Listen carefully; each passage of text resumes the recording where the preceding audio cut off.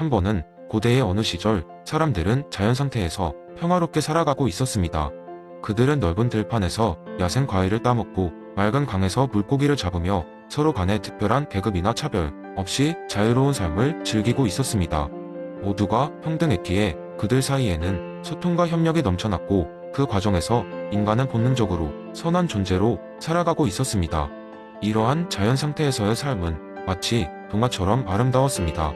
그런데 어느 날 아주 작은 사건 하나가 이러한 이상적인 삶을 뒤흔들게 되었습니다. 마을 가장 연장자인 루소라는 이름의 지혜로운 노인이 마을 사람들에게 중요한 말을 전했습니다. 여러분, 알고 있습니까? 우리가 매일 나무에서 따먹는 저 과일들이 만약 그 가진 열매들을 각자 개인이 소유하게 된다면 어떻게 될까요? 모두가 고개를 갸웃거렸지만 누구도 대답하지 않았습니다. 그래서 루소는 실험을 해보기로 했습니다. 그는 마을의 중앙에 있는 큰 나무 하나에 리본을 묶고 이렇게 선언했습니다. 이 나무는 이제부터 이곳에서 가장 빠른 자의 것입니다. 가장 빨리 이 나무에 도착해 리본을 만지는 자가 이 나무의 주인이 될 것입니다. 이 말을 들은 사람들은 처음에는 그저 웃어넘겼지만 시간이 지남에 따라 경쟁은 점점 진지해졌습니다. 어느 날 젊은이 중 한 명인 마르크가 그 나무의 주인이 되었습니다. 처음에 그는 그저 나무 위 아름다운 모습을 자랑하고 싶었지만 시간이 흐르면서 그는 자신에게 주어진 소유권을 늘리기 위해 나무의 서쪽으로 자라는 가지들은 다른 사람들에게 그늘을 제공하는 대신 잘라버렸습니다.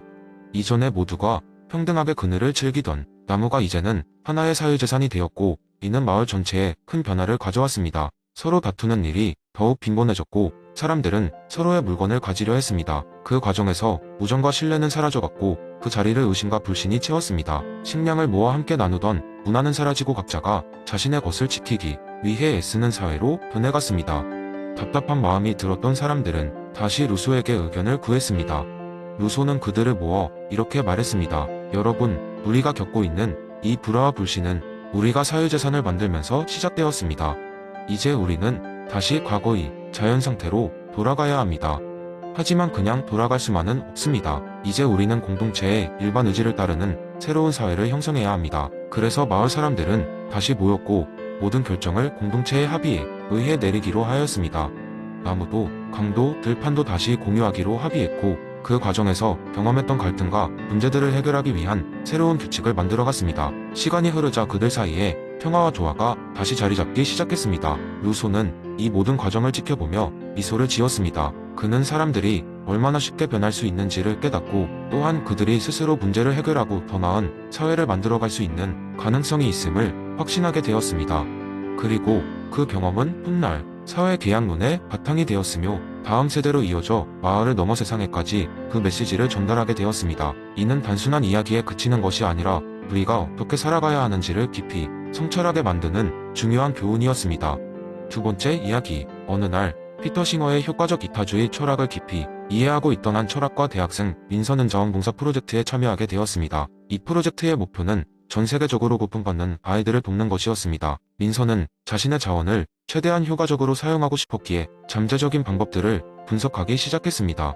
처음에 민선은 직접 현장에 나가 아이들을 돕는 것이 가장 의미 있는 방법이라고 생각했습니다.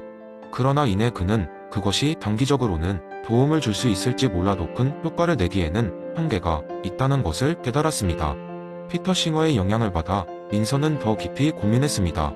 그는 자신의 행동이 가진 효과성을 극대화하기 위해 여러 가지 요소들을 고민하며 복잡한 계산을 하게 되었습니다. 민선은 먼저 자신의 시간과 돈을 어떻게 사용할 것인지 철저하게 계획했습니다.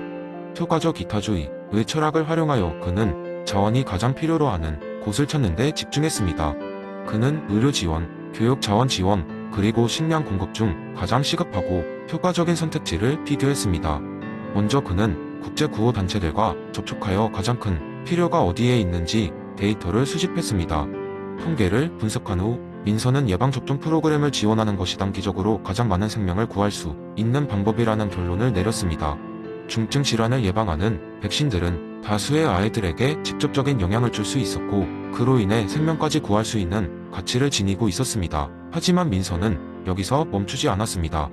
효과적 이타주의의 또 다른 핵심은 이타적 행위를 지속 가능하게 만드는 것입니다.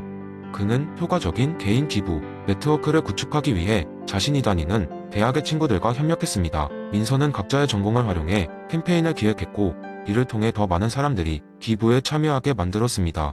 그들은 각자의 영향력을 모아 소셜미디어 캠페인을 벌이며 작은 기부가 어떻게 큰 변화를 가져올 수 있는지를 알렸습니다. 시간이 지남에 따라 민서와 그의 친구들이 시작한 기부 네트워크는 예상보다 큰 성공을 거두었습니다. 프로젝트를 시작한 지 1년 후 그들은 수천 명의 아이들이 예방 접종을 받을 수 있도록 지원했습니다. 민서는 이 모든 과정 속에서 단순히 도움을 주는 것을 넘어서 자신의 자원을 얼마나 효과적으로 사용할 수 있는지를 체험했습니다. 마침내 민서는 자신이 선택한 방법이 피터 싱어의 효과적 이타주의 철학에 부합한다고 느꼈습니다.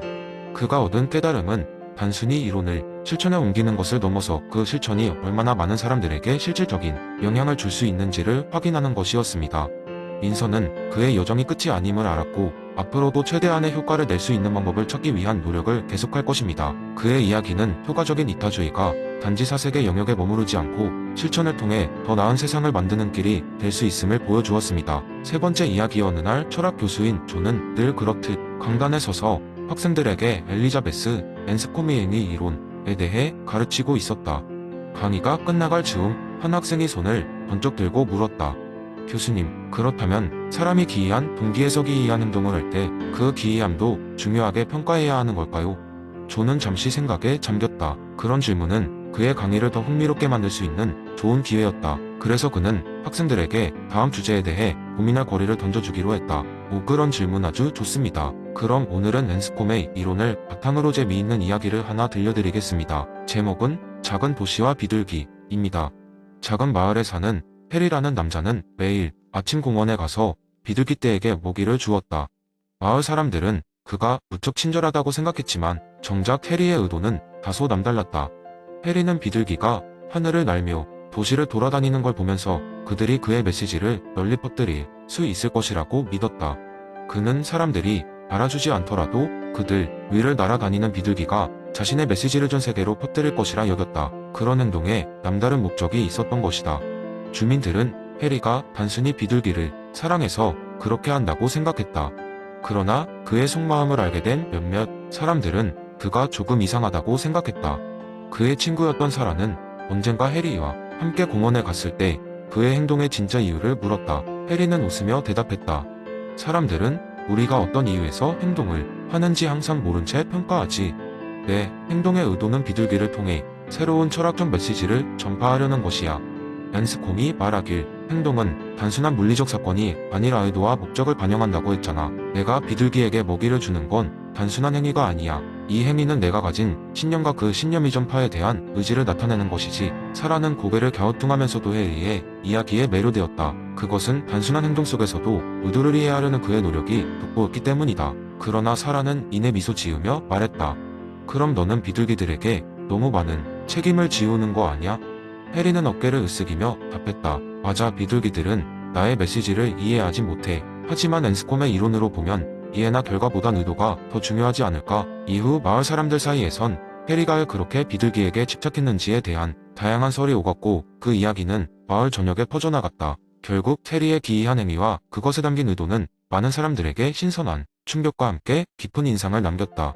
존 교수는 이야기를 마치며 학생들에게 미소를 지었다. 여러분도 내일 아침에는 여러분의 작은 행동 뒤에 숨겨진 의도를 한 번쯤 생각해 보세요. 그것이 단순한 행동이 아니고 여러분의 가치와 목표를 반영하는 것일지도 모르니까요.